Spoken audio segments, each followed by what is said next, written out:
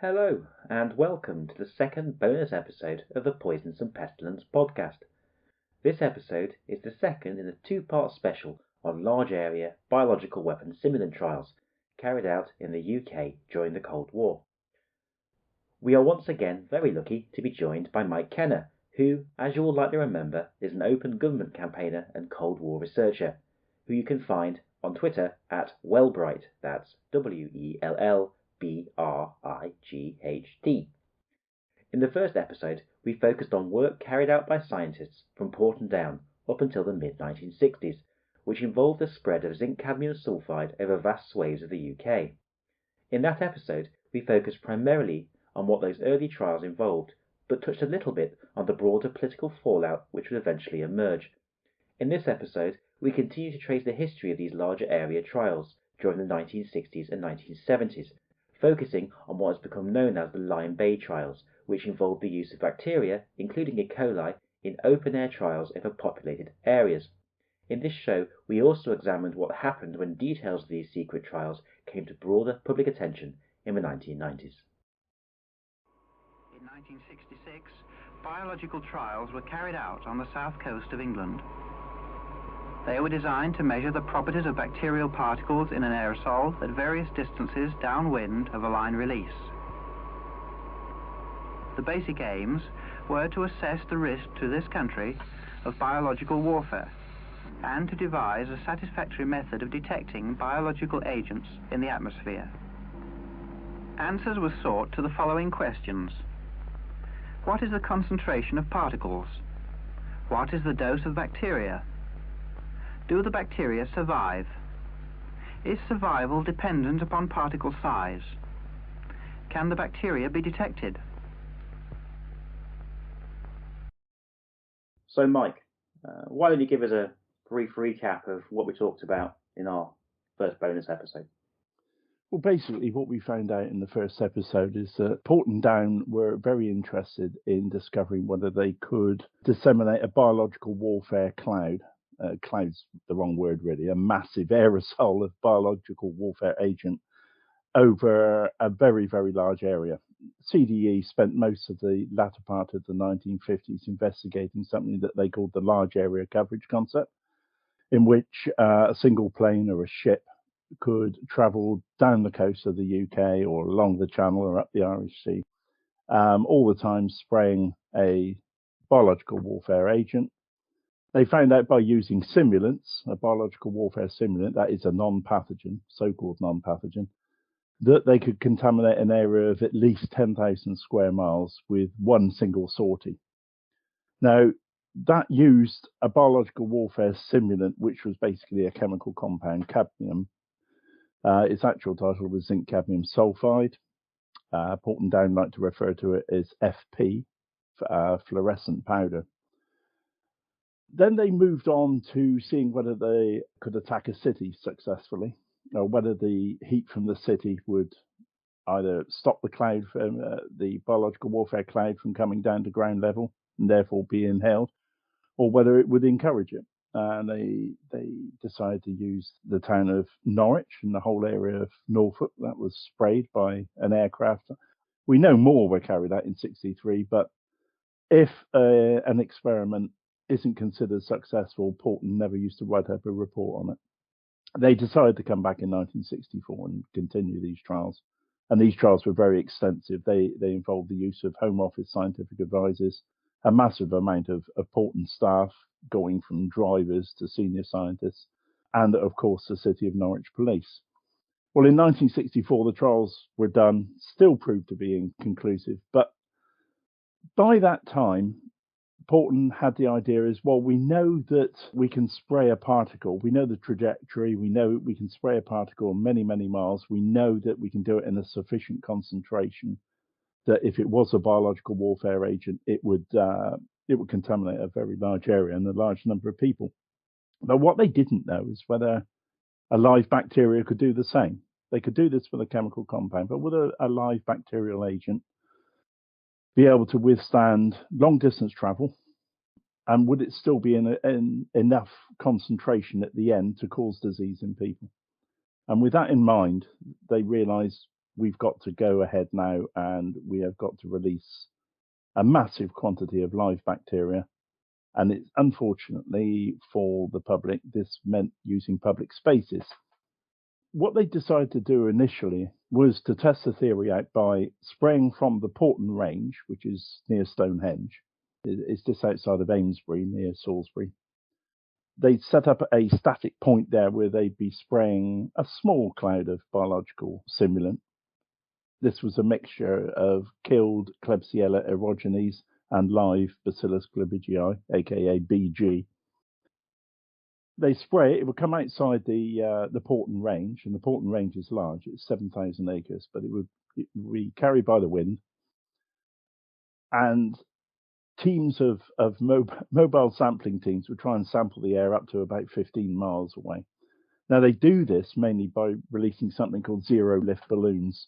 And the zero-lift balloon is like a meteorological balloon, a small one, that's being balanced. It's got a radar reflector attached to it and pieces of plasticine placed onto the radar. And I understand that, didn't they put lights on them as well? Well, this is the point. They put a 1-watt cycle lamp. These are cycle lamps. So it probably said Raleigh on them.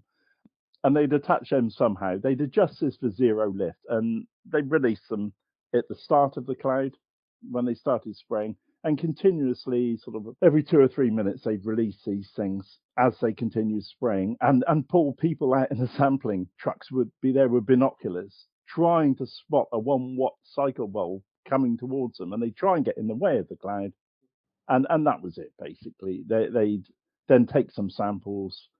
Hopefully they got in the way of the cloud, but it was more of a practice for what was to come. Lyme Bay and the surrounding countryside were chosen for the trials because the area is close to Portland Naval Base, and onshore winds can be obtained with any wind direction from 100 degrees through south to 300 degrees. A suitable control site was found at Fleet, which is only 6 miles from the naval base and 60 miles from Porton.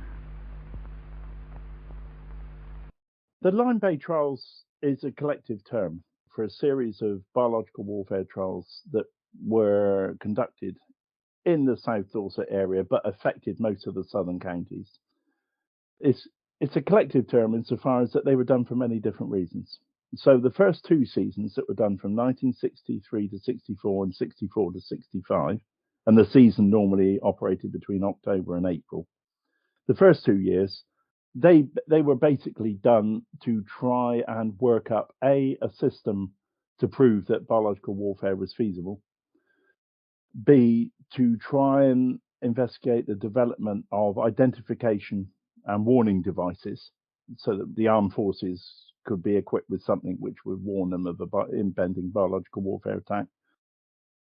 Then they move on to other trials. Now, sometimes they developed a technique called the microthread trials, which is using spiders' webs.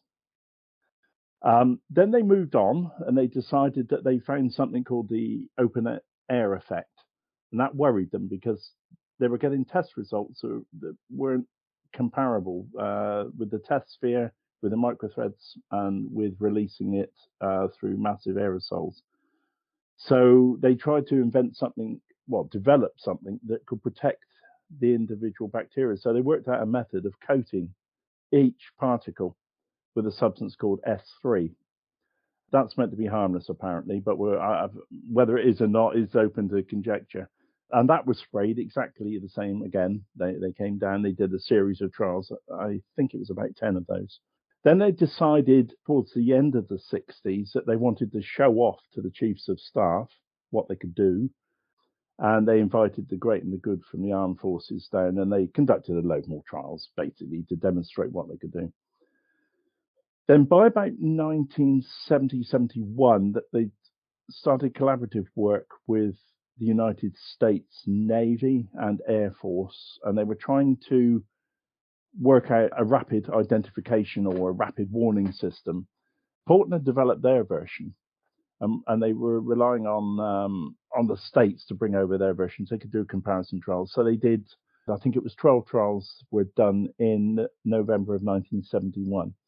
Yet again, releasing live bacteria. The Yanks, the dear American partners, did not want to use Porton's main biological warfare simulant, E.coli MRE162. They didn't. I don't know why, but they didn't want to. They prefer to use something called inactivated Serratia marquescens, which is an opportunistic pathogen, but what they've done is that it was inactivated, whatever that means, and they released that alongside live Bacillus globigii. So they did that series of trials, and then in 1975, the Americans wanted to test their XM19 warning device that they had, and by that time, Porton had developed a system that would do a rapid identification of a bacterial agent. So they combined the two together and they did joint trials, and they were called the DICE trials. And they were conducted, 24 trials were conducted down here. So to place this in context, so in the early 60s, you have the UK still is developing and having lots of political back and forth over the development of a nerve agent deterrent, as well as other types of weapon system. There's this relationship between the UK and the US, and of course also collaboration with Canada. In this period, there's so many factors which seemingly shape policy in this space. And another thing that was coming online in this time was public resistance. In the early 50s, there was a general, much more subservience towards government in terms of the public understanding, and awareness of these issues were quite low. But towards the end of the 1950s and towards the early 1960s, you started to see civil society and protest groups starting to protest against Porton. So at the time these trials were being conducted, you were also seeing vocal public resistance against biological and chemical weapons. Exactly. I mean, that's exemplified by the War Office Chief Scientist, Dr. Kaywood. And he wrote a briefing memo to Profumo just before he retired, because Profumo had asked, he'd heard that some trials were being done, and he wanted to know more. And Kaywood in there says, knowledge of these trials by unauthorized persons would be politically embarrassing. Now, what he meant is, if the voters find out, you're screwed. Basically, in the 1960s, we've gone through scandal after spy scandal after sex scandal. The government was in a terrible position, and they were taking this huge risk. The government was very, very frail at the time. That was a week that was on every week that was just ripping into the government and ripping into deference. You had Beyond the Fringe that was doing the same thing. Satire was the in thing. So that gives you some context of when these trials were occurring. I've just been reading about the chemical weapon branch of work in the 1960s, and in particular the desire of the UK, some aspects of the UK, to develop a nerve agent deterrent. And what was fascinating is that on one hand, there was a need to have a deterrent, and the deterrent only works if you tell people you have a deterrent. Exactly. Well, at this point in history, the UK population aren't going to accept that. Yeah. There was also then discussion of whether or not they should just rely on the US to produce their nerve agent. And then the government were worried that the US would request the UK to store their nerve agents as a deal. And so this was a real theme at this time of not only a greater role of the public, but this fear of public backlash really was coming home to roost in that period. And of course, I assume it was something that the West would have expected, particularly Soviet propagandists, to really take advantage of a slip up in this respect. This is what they did in Gordon Lonsdale's book. For people who don't know who Gordon Lonsdale is, he was meant to be the KGB illegal who was in charge of the Porton spy ring.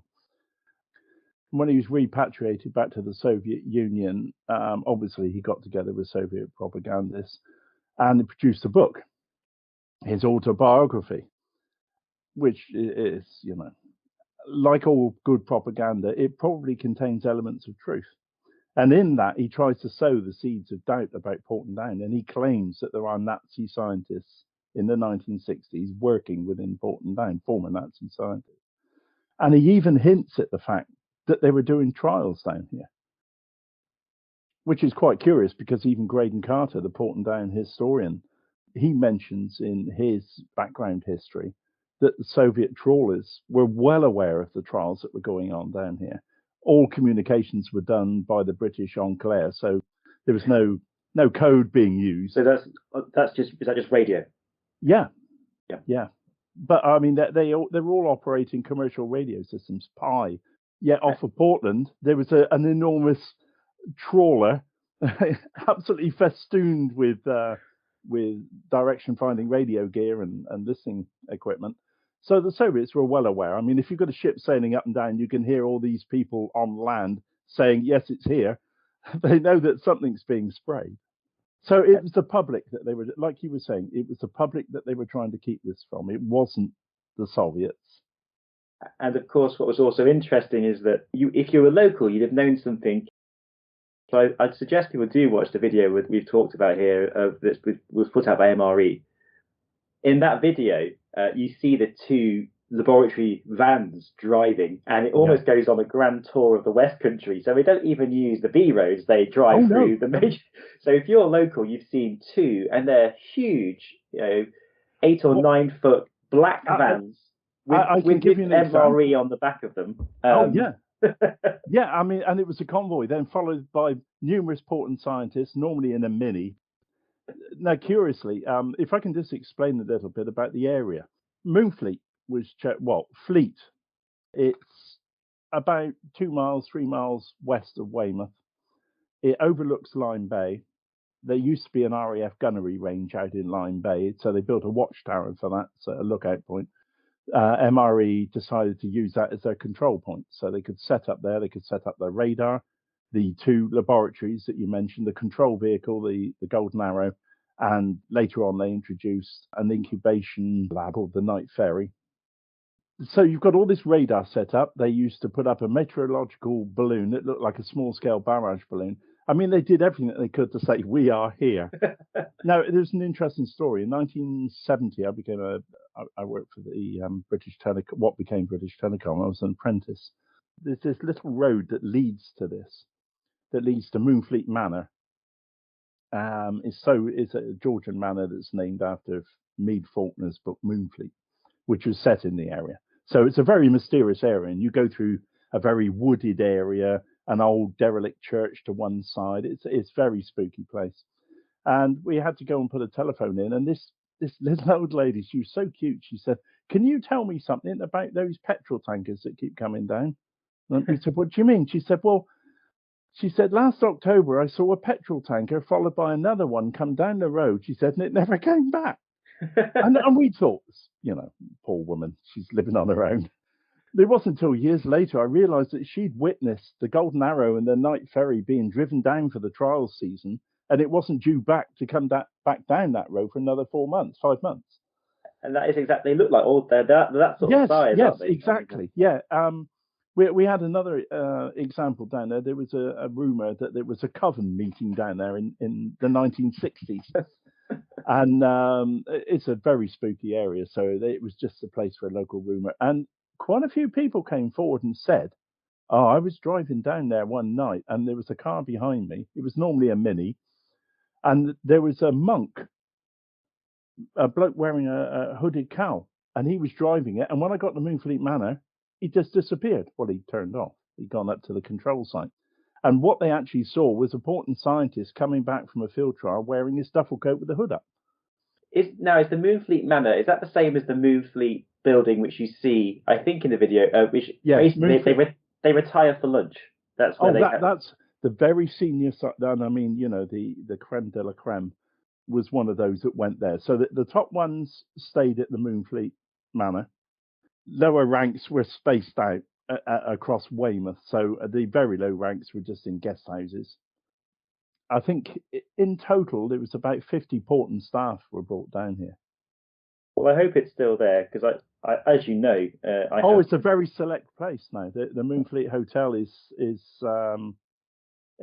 very well recognised. So if you fancy going down there and asking if you could see the 1963 visitors book, I'd imagine that would be quite interesting. I'm sure they'd love that. I as you know, I have some peculiar interests that I've acquired over the year, and one of which is my list of places to visit associated with usually remote facilities.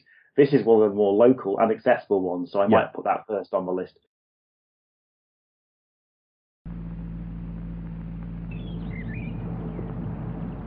By now, it was time to retire to the nearby Moonfleet Hotel for a well-earned lunch.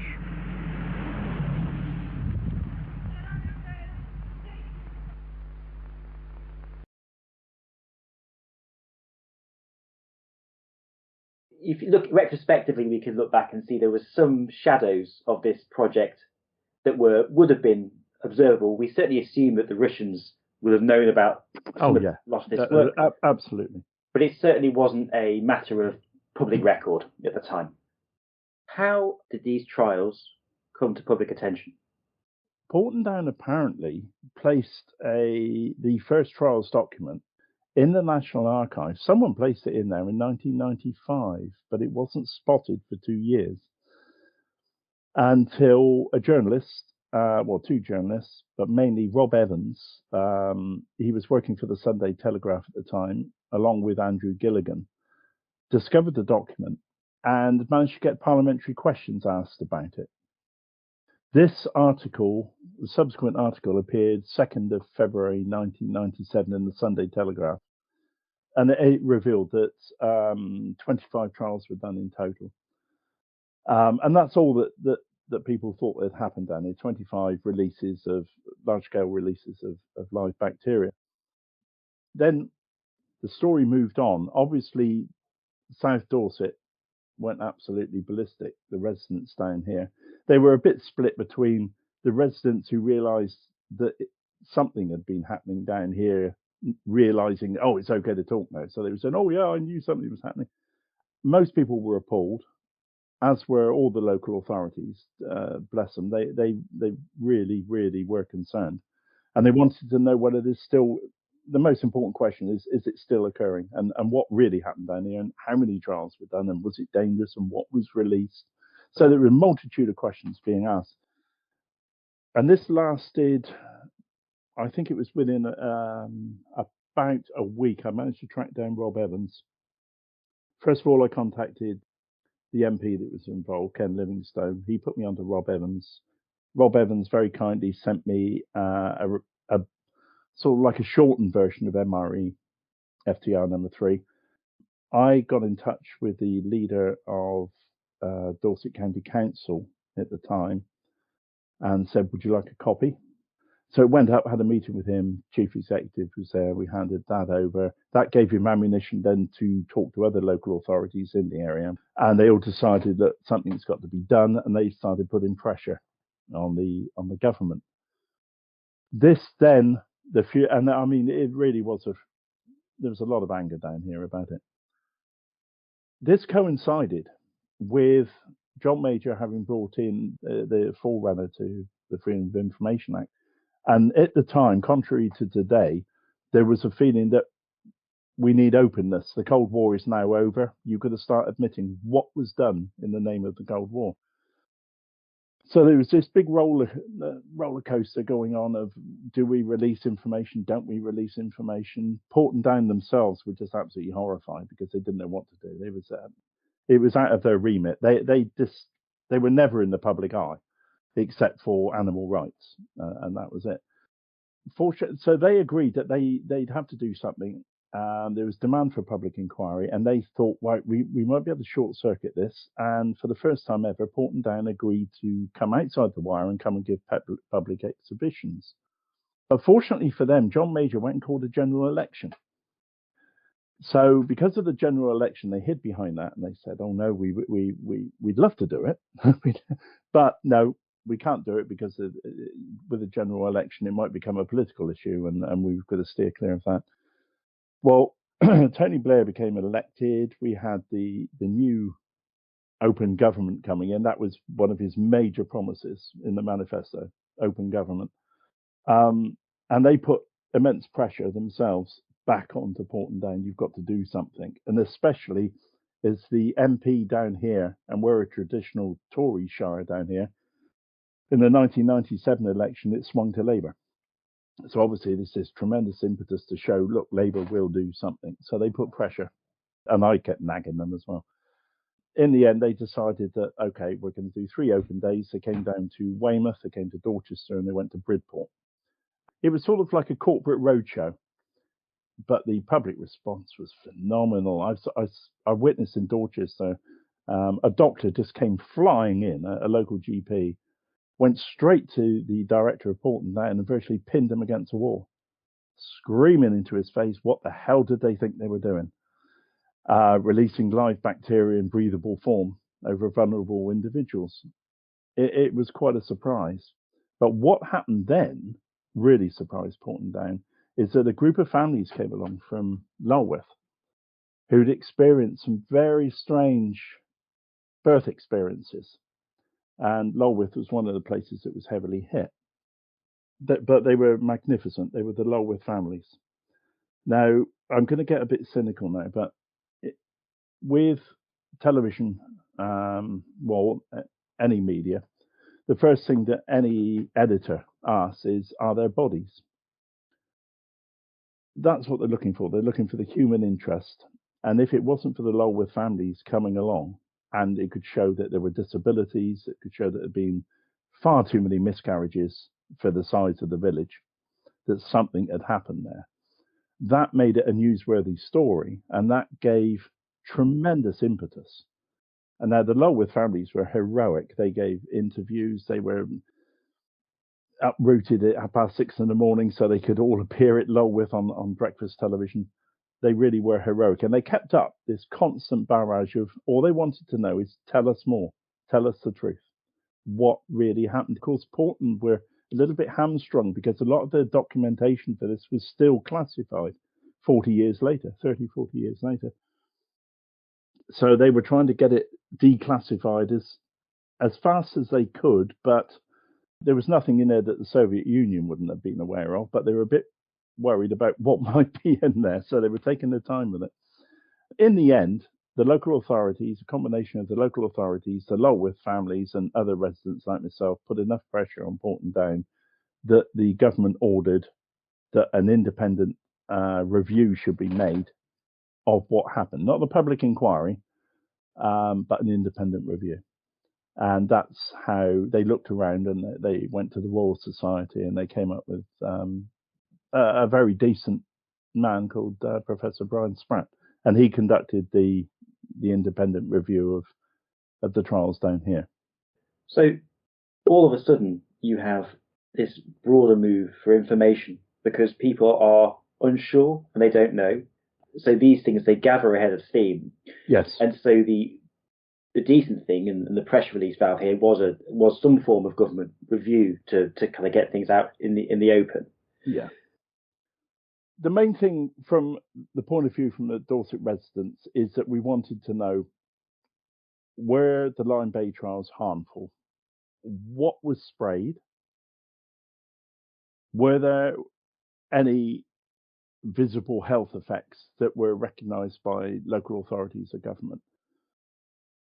Okay, so in 1999, Brian Spratt, he was asked by the government to conduct a review of mainly live bacterial releases.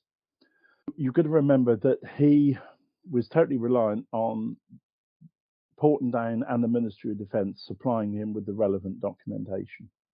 Now, Professor Spratt was very inclusive. He not only looked at the documents, he agreed to come down to Weymouth and he talked to anybody that wanted to talk to him and anyone that had a grievance.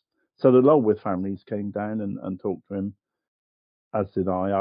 I was with the Lulworth families. And he was very receptive because we'd gone through the two field trial reports, the main ones that we had at the time, with sort of like a fine-tooth comb, and we were finding terrible anomalies in there.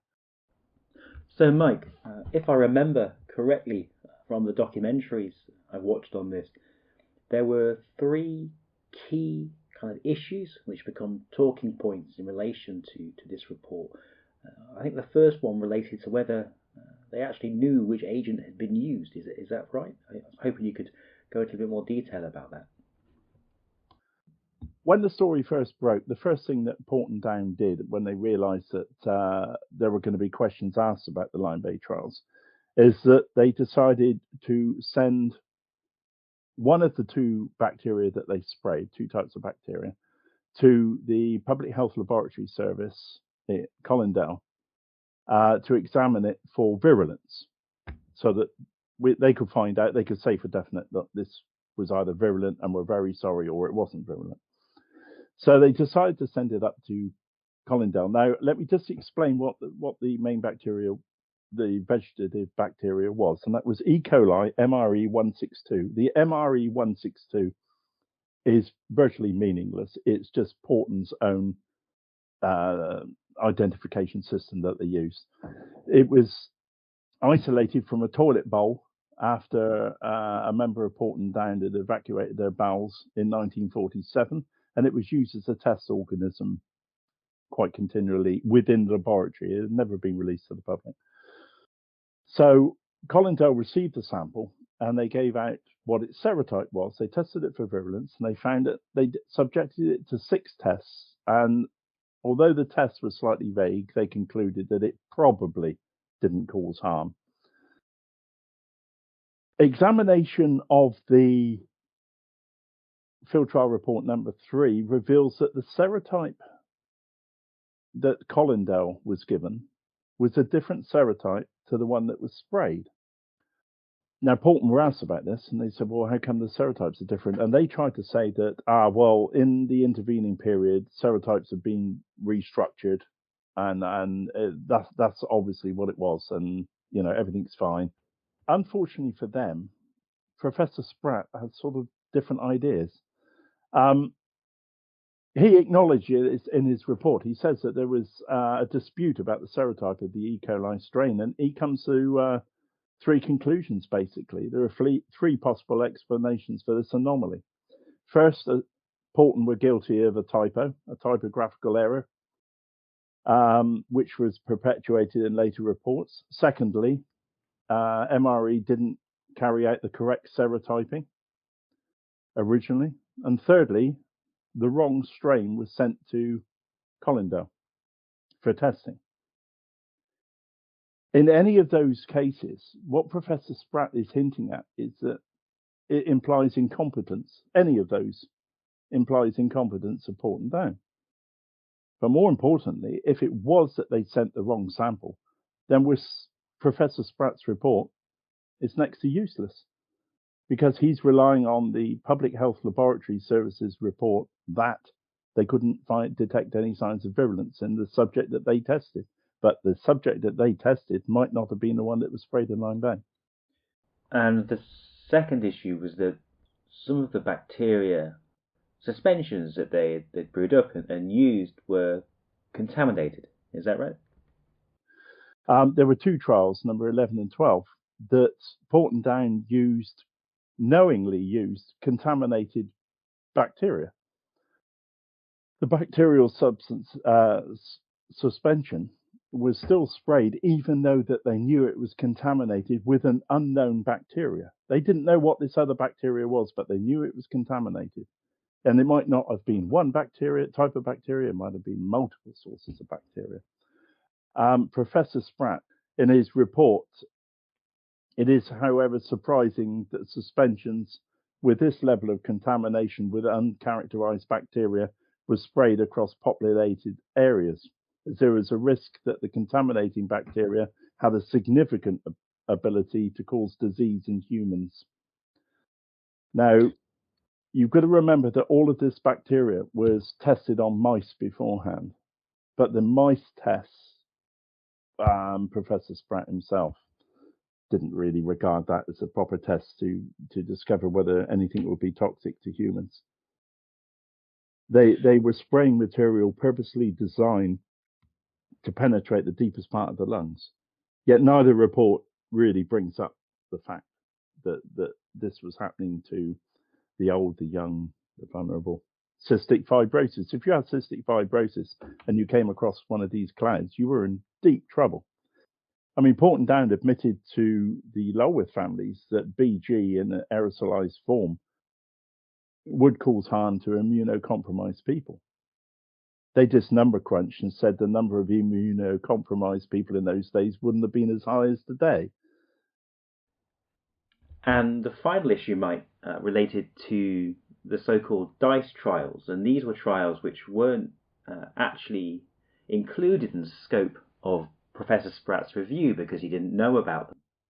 And I've actually got a clip here of him being told about these trials as part of a documentary, something I understand you were involved in. Recently, ITV West obtained previously classified documents from the Public Records Office. These detailed 6 secret trials carried out in 1968. Although this time was covered by Professor Spratt's report, he says he had no knowledge of them before we showed him the documents.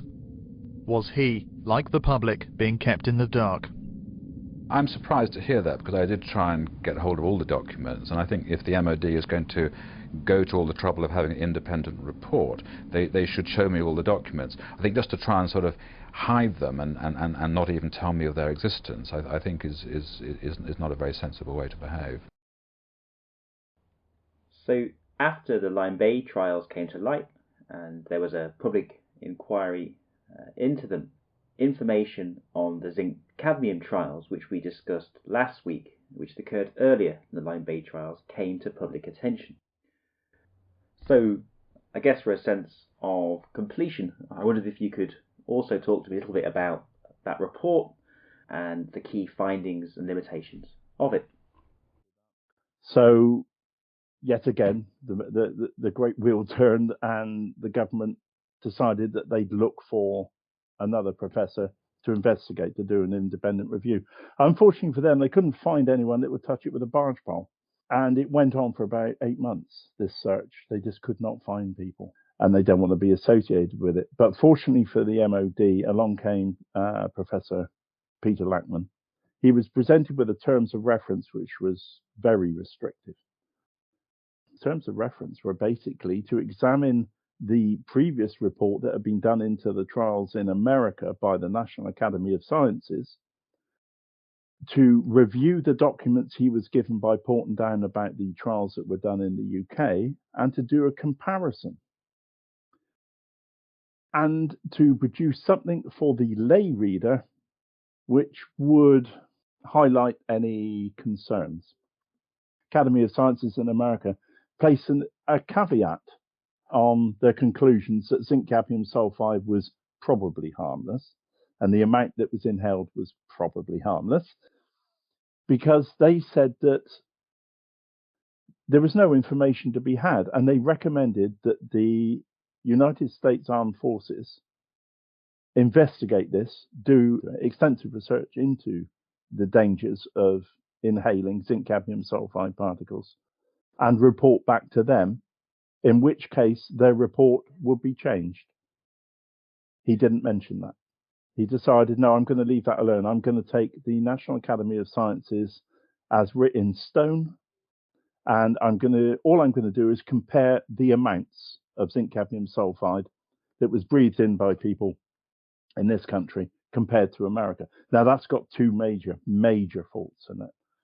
One, Porton Down themselves admit that the sampling devices that were used to collect the numbers of inhaled particles could not be used for dosage estimation. They must not be used for dosage estimation. They should only be used for air trajectory studies. But he didn't see that document because Porton Down didn't give it to him.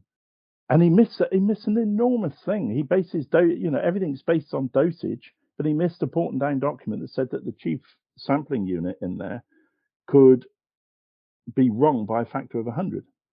So any dosage that he saw should have been multiplied by 100, but he didn't do that. And this is a common phase that occurred.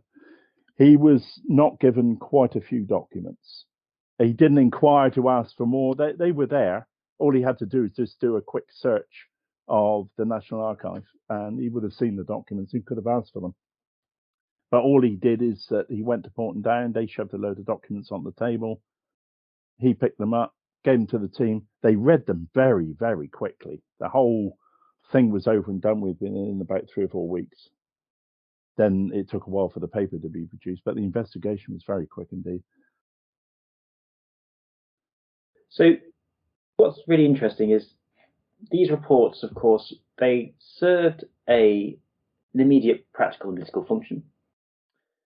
But they also had, what do you think the long-term significance or consequence of this process was. I mean, how do you think this issue has been left to lay? Is there still ambiguities remaining for you? Oh, and yes, what are tremendous. The problem that you've got the reports is that they were designed to fulfill a function that I'd say a political function. So that if the question comes up again, that any politician or including anyone from DSTL Porton Down, they can say, well, this was looked into by Professor Spratt. Here's his conclusions. End of. Never mind the fact that both reports actually had glaring holes. Professor Spratt never gave any references in any of his work. It was never peer reviewed. It was a good report, but it lacked more depth. And certain documents were hidden from him. He wasn't told about the 1975 dice trials. Professor Lackman was similar. We caused a bit of a fuss to get his peer reviewed because we couldn't believe how many documents he was not permitted to see. He was never permitted to see the really dangerous trials, and the dangerous trials were the ones that were conducted at low level by Land Rover, which meant that people were inhaling zinc cadmium sulphide clouds within 2 meters of a source as the van drove past. Extremely dangerous stuff. So both of these reports actually raise more questions than they settle. Has occurred to me reading around this and the earlier trials you've just been talking about was we know about the ones in the UK.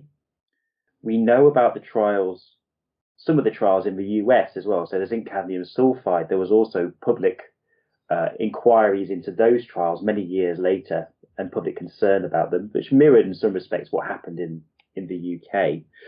It strikes me that various other states around the world where comparable trials probably happened. Most states hide their biological warfare work behind the term defensive. And of course, to be able to work out how to defend yourself against biological warfare, you have to work out, can it be conducted in the first place? So you have to conduct trials to find out whether biological warfare on a large scale, like the large area coverage concept, can be carried out. So I imagine so. I mean, I have seen vague references of Porton working with the Netherlands on a similar subject, France for definite. So that's obviously interesting to me, and so it's probably something where there may already be work out there done by open government campaigners and similar in different national contexts, but yes, maybe those dots haven't been connected yet.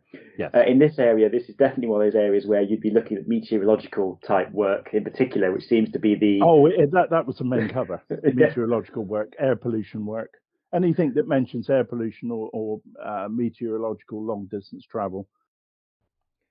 So I must be honest, Mike, something I've found really difficult while putting together this show is the issue of trying not to jump to kind of ethical positions on this issue. And of course, I'm not qualified to make judgments on safety and those sorts of things. But I mean, one thing that I think has become clear in this show is the fact that, ethical standards do seem to change over time and do seem to vary between time and place. I mean, from my perspective as a kind of, wishy-washy internationalist, I'd really be interested in thinking about the extent to which, there is a need for kind of an international discussion about these histories, and then how best to bring this information to public attention so that we can learn from it, and in particular learn, the unfortunate risks that states do take on if they pursue such, directions in research. I wonder then what the kind of role of a responsible academy and civil society is in this space. That's a very interesting question. The most common excuse given by, it's still in use nowadays by politicians, no matter what the subject. They say that those were the conditions at the time. No, those were the accepted conditions at the time. But at the time, there were many people protesting, saying that this is totally unethical what you're doing. But those voices didn't have enough power at the time. If those voices weren't there, then we would never have changed and we would still be operating under the same ethics. Whilst these trials were designed for specific research purposes, they demonstrated in a striking way the feasibility of small-scale biological warfare. an appreciable dose of viable bacteria was achieved over an area greater than 1,000 square miles by the release of only 120 gallons of suspension.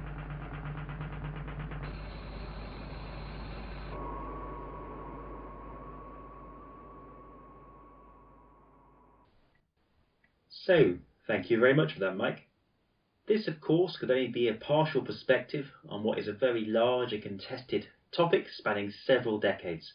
And to be frank with you, I'm still learning how best to grapple with these issues. However, one thing which you can be sure of is that you can expect me to be returning to the history of this issue, especially in states where acknowledgement of such work and releases of information are less forthcoming, armed as I am with a seeming absence of proper hobbies.